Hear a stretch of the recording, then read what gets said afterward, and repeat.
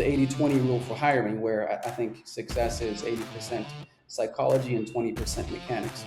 Sales has a bunch of very learnable things: medpic, first call outcome, challenger sales, Sandler, pick your flavor, the best methodology is the one you choose, and how to talk to a customer, a script, a product, a pitch, positioning.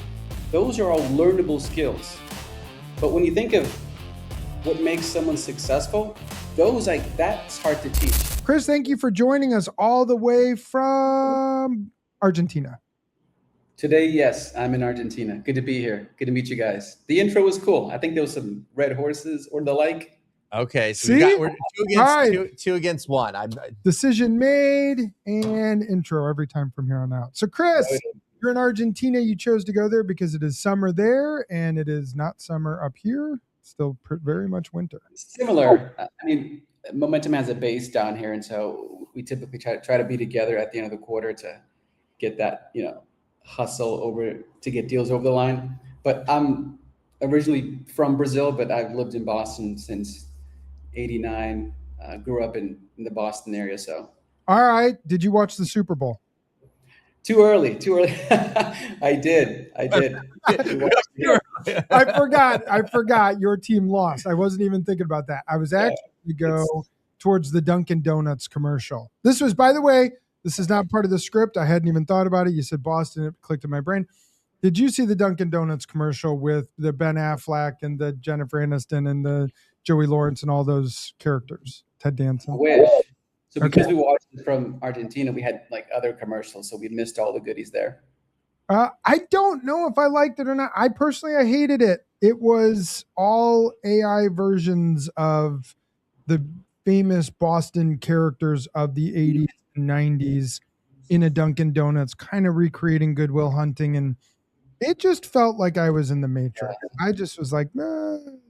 Well, for some of it's not too early just to throw that out there. So like I am from Seattle, so let's go. That's right. It's hard for me. Like, we're not used to losing here in Boston. Yeah. Well, hey, I'm a Bears fan because I'm from Chicago and we are very used to losing. So I will teach you all about how that goes. You just learn the phrase, well, next year is going to be our year. Yeah. So, hopefully we have another dynasty happening, but yeah, the team got there. Yeah, no, it was a good run. So, but this is not, pardon my take. So we will get into Momentum. Tell us a little bit about Momentum and what you guys are doing. What's Momentum.io doing and so on? For sure. Yeah, Momentum is disrupting the sales tech space where AI data orchestration. And so when you think of the voice of the customer, that probably should be the voice of truth. And sometimes the voice of truth doesn't make it into the source of truth, which typically is the system of record or a CRM.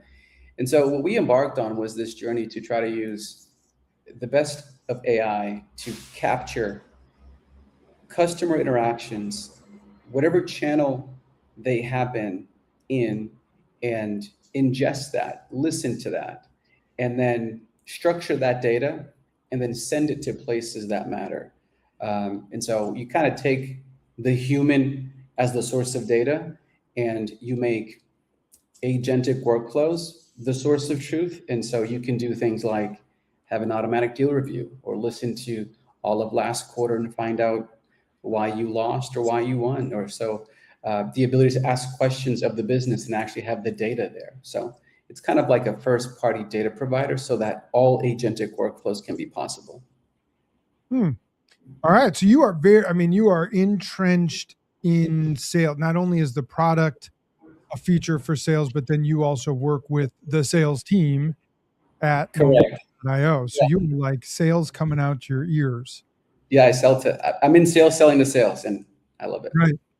Right. So you've worked with salespeople now for almost your whole career, whether you were there or whether you were a salesperson or you were leading sales teams, right? Correct. Over 20 years.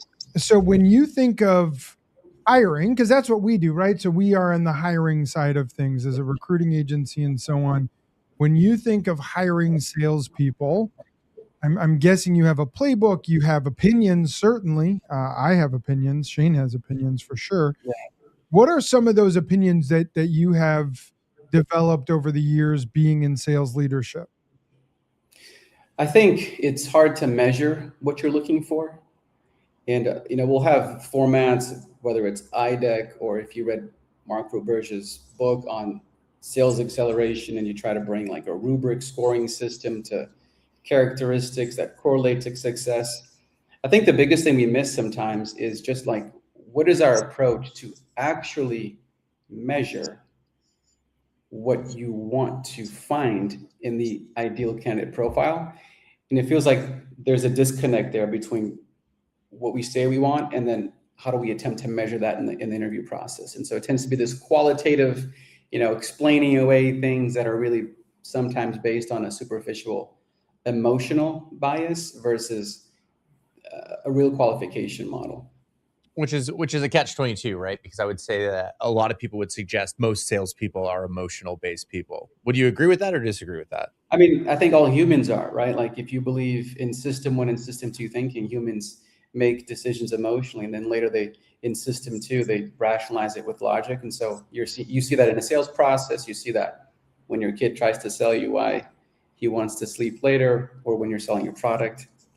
So when you think about your career, obviously you've gotten promoted multiple times. You've gone through the ranks. Somebody saw something in you. Somehow you became a badass sales rep, and then you eventually started promoting and you started bringing people with you and you started growing incredible sales reps. So I'd be curious about kind of your origin story, right? Because I want to get back into, ultimately what makes up a good sales rep, but I also want to go like, what brought you up? Like, how did you go, somehow I'm in sales? Because I feel like I don't meet a lot of salespeople that say, I want a career in sales. It's just usually sales ends up picking the person and taps them on the shoulder rather than the other way around. But I'm curious, how did you get into sales in the first place? And then I want to kind of go through that. How did you get promoted? How did you do well? Like what was your story? I think everybody's in sales, by the way. Yeah. Some just choose to make it officialize it with a paycheck. But my kids are in sales. They're always trying to convince me to eat ice cream. Trying to tell my wife to do something else. So whether you're in product, HR, like you're typically trying to persuade people or help them, and those two are ingredients to selling, right? And I believe that helping is the new way to sell. And so I think we're all in sales in some way. I got into it because I think I enjoy the presence of people, and I get charged by that. I like it. I like teaching. I like involving people. And so those are some ingredients that can kind of paint a pathway into sales. But the truth is you have many archetypes of salespeople. And so my formula or my story is not a one size fits all. People can become successful in sales for many different reasons or many different sources of how they got to sales. But particularly me, being born in Brazil, I was the number 10 on the team. We all think, we're going to be the next Pele. But, my knee, that one time when the scout came, I didn't make it to Real Madrid. And so I really kind of followed the path of like what I was good at. And being a number 10, I remember the coach used to always say, kick the ball. Like you're open, kick the ball. And I would always just rather pass and like have someone else score or involve the team. And I think when you bring that into sales, that like collaborative spirit, and I read the book called Strengths Finder. My number one strength is integrator. When you bring that into sales, you tend to have an easier time communicating and conveying and making people have ownership or getting involved in whatever you're doing. And that would be because of the strong sense of persuasion, getting people to want to be able to work together, to collaborate together, to listen. That makes sense. And so why did you get promoted? Yeah. Were you the top sales guy? It's like you sold $1 million, next guy sold 700,000. Therefore you are the director. And then your team sold 10 million. The other team sold 8 million. Therefore you are VP. Is that how it works? Were you the Pele sales rep on the team? Were you the goal scorer? Yeah. No, I wasn't. And there's a book called The Weekly Sales Coaching Conversation by Brian Souza. And I really ascribe to this thought. I think your best sales reps are probably usually the worst sales leaders. And so there's a big disconnection between individual contributor success to what you actually need to be a great leader. And so I was good enough. I think sometimes I was number one. I made President's Club, most years. I'd say I was top percent, but I don't think I was the number one always. Yeah. Let me ask you a question. And Shane will know why I'm asking this question. Uh-oh. How do you incentivize salespeople? Right? How do Like, yeah, and I'll give you a quick rundown. We're having a lot of fun here internally with our team, even though we're recruiters. Recruiting, whether you're on our sales team, which is going and finding new clients, net new logos, or you're on the recruiting team where you're going and finding awesome candidates for our clients, whether it's Momentum IO or Wayfair, whoever it is, you're still out there selling, right? Like you said, everyone is selling. And so we've developed, and this was actually a brainchild mostly of Shane's, where there's this fun thing where we could send people on these small quests, small, big, etc., quests that they could go on. If you were able to find, Ruby on Rails devs, 10 of them, you end up getting coins, right? So just that's the quick and, dirty.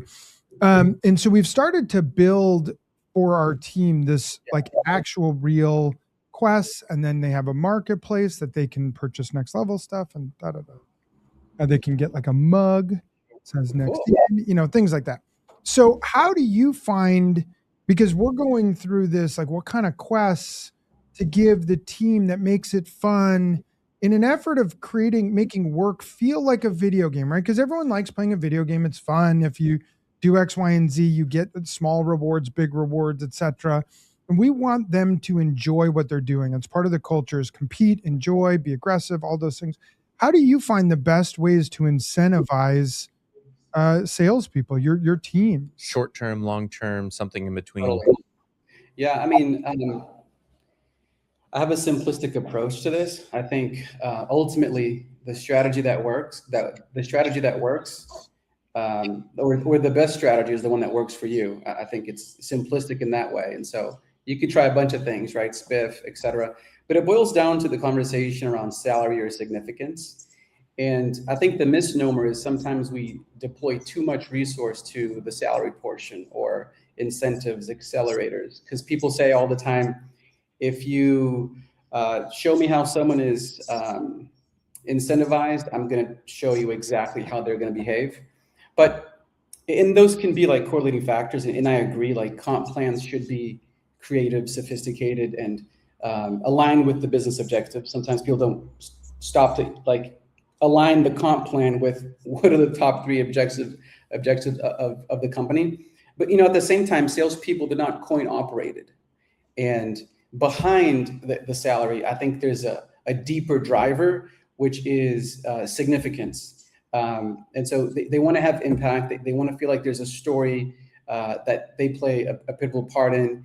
And so I take the time to really understand not just like how much money do you want to make or what title are you going after, but reverse engineering, like what do you want your story to be like? You're writing your book, your chapter 7.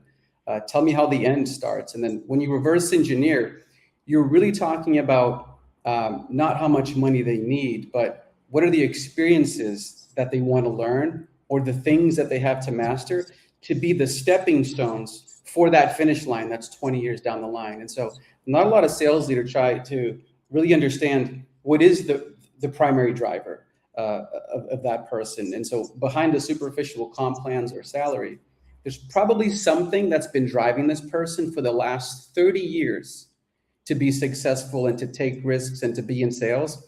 And if you can tap into that, I think it goes far beyond incentive or comp plans.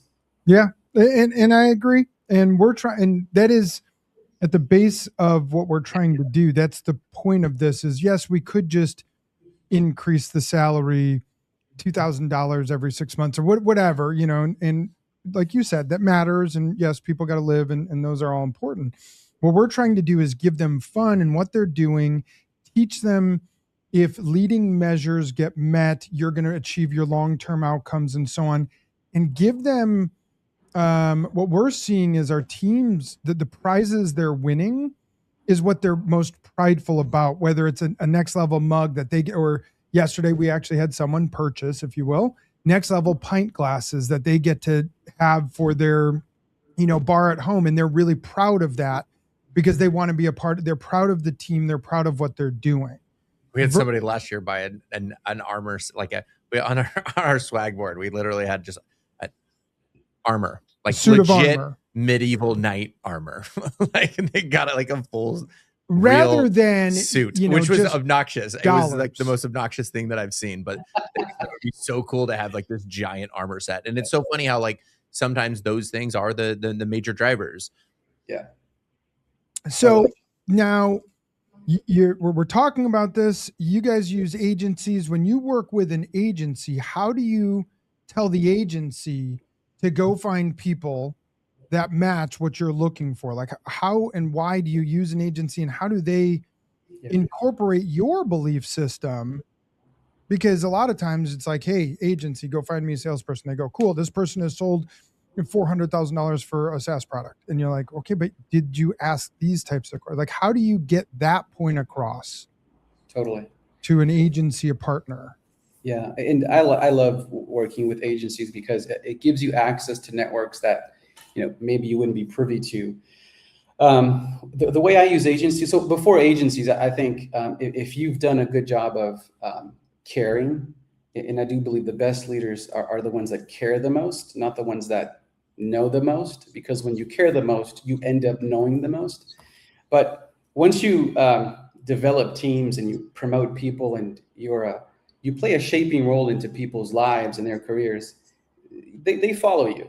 And so before you recruit or you go out to agencies, are you worthy of being followed? Like, do people follow you from one company to the other? Because John Maxwell will say that, the definition of leadership is followership. And so I think you start with that as a bar, like who's following you? And if no one's following you, that's a big topic for someone to double tap on. But then when you get into, these hiring plans and you have to hire so many people, it goes beyond your network depth. I would love, and this is what I do with agencies, I give them the mechanics, right? The quota, who they sold to, all of the things that become verifiable in an interview that has to do with relevant experience. And so it's what they did, it's how they did it, it's like how many accounts, what was the methodology. But the thing that I have learned not to outsource, but it becomes then a great filtering mechanism. So that way I'm doing this part with highly qualified candidates, is the DNA, or the other 80%, which I believe is psychology. It's mindset. It's the 80-20 rule for hiring, where I think success is 80% psychology and 20% mechanics. Sales has a bunch of very learnable things: MedPick, first call outcome, challenger sales, Sandler, pick your flavor. The best methodology is the one you choose. And how to talk to a customer, a script, a product, a pitch, positioning. Those are all learnable skills. But when you think of what makes someone successful, that's hard to teach. Very hard to teach someone to be curious. Very hard to teach someone to have discipline over time. Very hard to teach someone how to be intellectually curious, right? So very hard to teach someone to be self-sufficient. And so the part that I love to dive into is, tell me your story. Walk me through your story. You have 10 minutes. I'd love to know, after this call, who you are behind the name. And you can tell me personal, you can tell me professional, but walk me through your story. And when they walk me through their story, I walk away knowing a lot more about their DNA or the intrinsics than the mechanics, which people can manufacture, create, etc. So I'd love to dive into that a little bit. Like when you think about the DNA, when you think about the story, when you think about the type of person that ultimately ends up being the person that crushes it, what do those people have in common? What about their stories shows you that this person's probably going to be a rock star, assuming that their story is and their motivations align? What is the thing that we're looking for? Sure. It boils down to an X factor. It boils down to a vibe X. Call it what you want, but it's this thing where it can be a combination of events, but it creates a figure it out mentality. It creates a no matter what, I'm going to win type of resiliency. And here's how it shows up on calls. They walk me through how, when they were 22, they got into a car accident and, they broke their neck and the doctor said that they were never going to walk again, but they didn't accept no for an answer. And, there's this tremendous like recovery story. Or, someone who had their house put on fire, like examples of adversity and how they responded to that. Because I think success is like not what happens to you. I think it's how do you respond to what happens to you. Yeah. And so I'm trying to figure out, like, when they went through the lulls, pick your example, how do they respond to that, right? So 90% of the things that happen to you doesn't have to determine you. It's how you respond to that. So I'm trying to like capture the part of the story that walks me through, and because of that, like fill in the blank. And then I'm getting a view into what I'm getting when they miss their quota, or when they're on enough leads, or when they lose a big deal. Because they'll face adversity with you, right? And so it's how are they going to handle that? Everyone's good when 25 customers call them and say, I want to buy. Please, where do I sign? Like that. That's not difficult. It's what happens when the market has a rough month and you're low on quota and you got 3 weeks until the end of the quarter. How do you respond to that is what you're looking for, is my guess, right? I'm putting words. For sure. But when you ask and you frame it like, hey, walk me through how you respond to adversity, right? It should come out naturally through their storytelling. And I get something else when they tell the story. I get to see how they tell stories. So how you tell your story, like the best you can't, good right? Like storytelling. Exactly. And so like, if you can't tell your story well, which I believe no one should know more about than you, then what other story can you tell to be better? And so I get a view into like storytelling, like how they describe their ability to articulate their communication pattern. So it's a good view to just have them talk about themselves. Victim mindset. Like there's a very real reality where somebody could have there's a very real reality where I laughed when you brought up the car accident one, because when I was 17, I got hit, carried, dragged, and ran over by a car, broke my left leg, fractured my right, and lost 38% of the skin on my body. And I was supposed to go to college on a full ride wrestling scholarship, and I lost that. And it was like I ended up having a full ride art scholarship, and then got some scholarships for academics. But I had to go down a path that I didn't necessarily want to go down, but I realized how that helped me and helped me grow and got me into a place where I became an intern at the University of Washington Tacoma campus, which I was an intern for Taylor when I was 19 years old, actually, before he joined me as the COO of Next Level, which was awesome. But it's like, can somebody walk in with the mindset of like, these are the things that this was the challenge, this is what I faced, this is what I learned, and this is how I persevered and actually had a positive outcome. And if you could hear the story where somebody talks about the thing that sucked, they went through the suck and they looked at it from a perspective of the suck was a gift, and this is how it became a gift, and this is how it showed up in my life. It's like, great. There are other people where it's like, this is the suck, this is why I was a victim, this is why it made it so hard, this is why I'm failing at my job today, was because of that thing. I was 18 years old and I didn't get to go to University of Santa Barbara like I thought I was going to. And instead I got to go to the satellite school of the University of Washington. And now I'm here with you and I think that I can sell your product. And you're like, what do you say? Do you blame? And I think that's for anyone listening, when you're doing interviews, this is one of those classic, don't throw your old employer under the bus, right?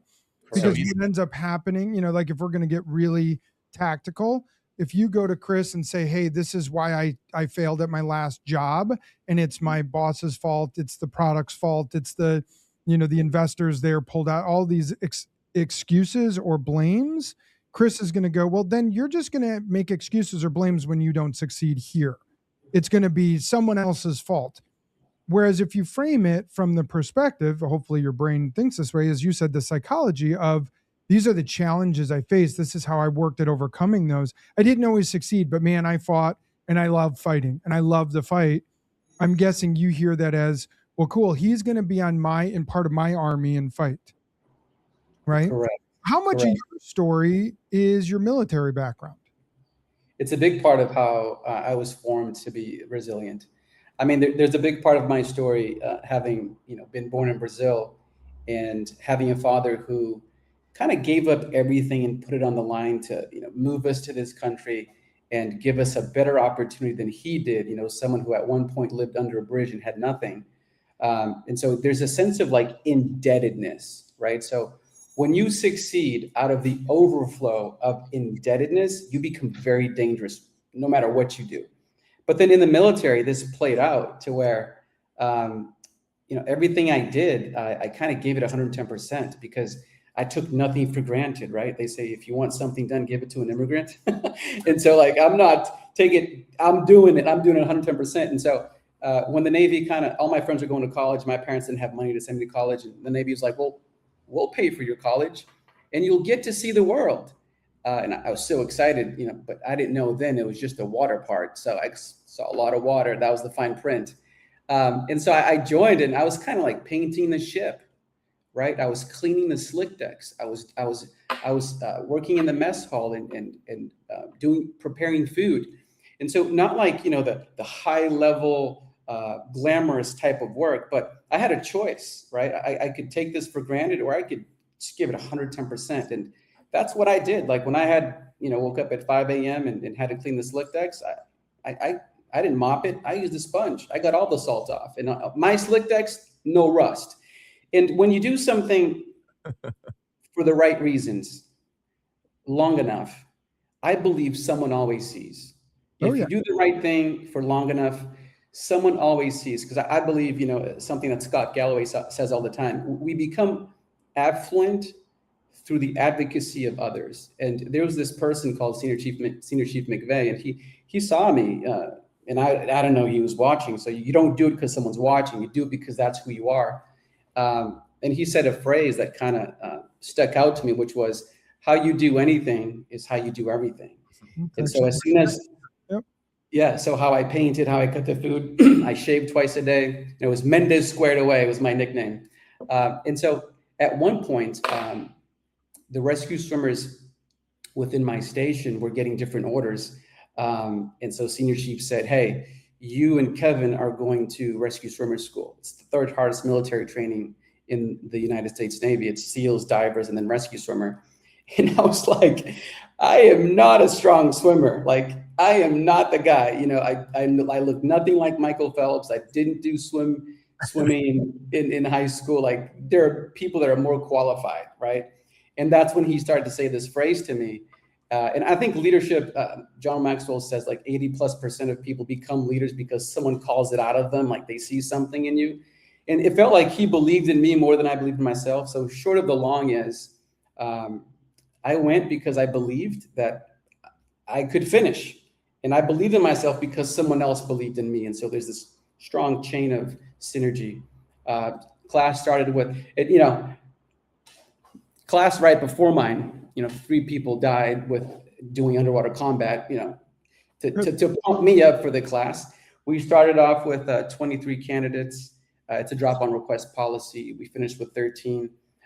There's a lot I could say about that experience, but I was pushed to the limits of what I could do. And I was brainwashed with something that stuck with me forever, which is your body will give up. Your mind will give up long before your body will. And so if you can just match your body, you can actually do more than what's possible.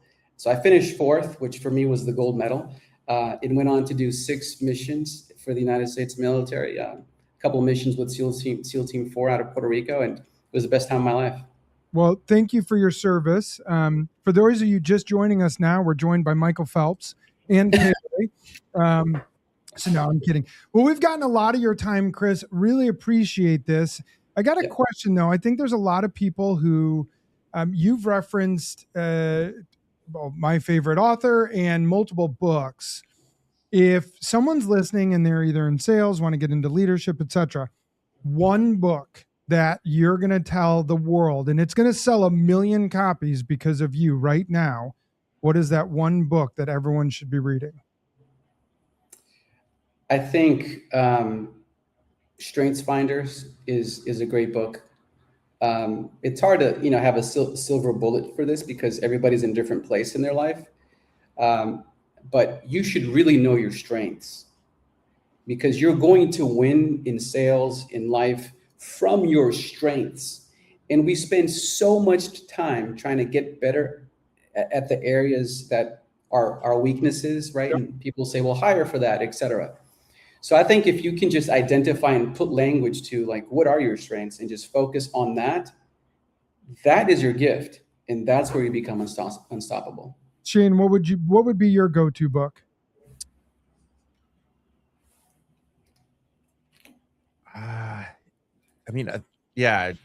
For leadership. It's your go-to book. Mine's Developing the Leader Within by John C. Maxwell. Gosh, my favorite book for a long time was The Things They Carried by Tim O'Brien, which has nothing to do with leadership. Okay, that's okay. Yeah, that's one of my favorite books. It was like, it's All right. So the beginning of the book and the end of the book are the only things that matter, and everything else last is made question. up to prove a point. You're in Argentina. You get done with work. You pop on. What do you watch? Netflix, Hulu, Prime Video, Paramount. I think all of the above. Yeah. All right, then what's the go-to show you're watching right now? I am watching season 11 of Alone. I know I hate the outdoor. Well, I don't hate the outdoors, but the opposite of the outdoorsman. So my wife and I watch a lot of survival shows that show us what we are incapable of You're doing. like, this is why we don't go camping, honey. Yes, exactly. Got it. Yeah. Right now I'm watching the movie. So I don't watch a lot of TV. I think that's also a pattern, but you should like have something that winds you down or whatnot. But whenever I do watch TV, it's with my wife. So it's something that we do together when we have some downtime. And we picked one on Netflix called His and Hers. It's like a murder mystery type, suspense series. And so it keeps us on our toes. All right. So watch His and Hers, watch Alone. You get a recommendation? No, but I right now what's top of mind is Raquel is having me watch Friends for the first time. So Friends is great. Last week was the first time I had ever watched Friends. Oh boy. I know. I'm behind. All right. Well, because apparently she was mad that I've never watched Friends before. I'm a little apparently, bit mad hearing that I'm now. culturally unaware. This She's is like, the 90s. I'm from Brazil, and yet I know Friends and you don't. Well, Chris, this was awesome. This was really great. Everyone should pick up a copy of Strength Finder, the great book. A lot of great stuff. Again, thank you for your service to our country, Chris, and also just for some fantastic stuff, thinking about the DNA of salespeople and hiring and so on. So this was great. I want you to come back a year from now and talk about the growth that you guys have been going through over at momentum.io. So there's an open invite. I'm not inviting Shane, though. He does not get the invite, but you can. For everyone else watching, like, subscribe, comment, tell us that you love the intro. We're going to play the outro. We're going to do the outro because that'll piss off Shane, which is the most part of this whole thing.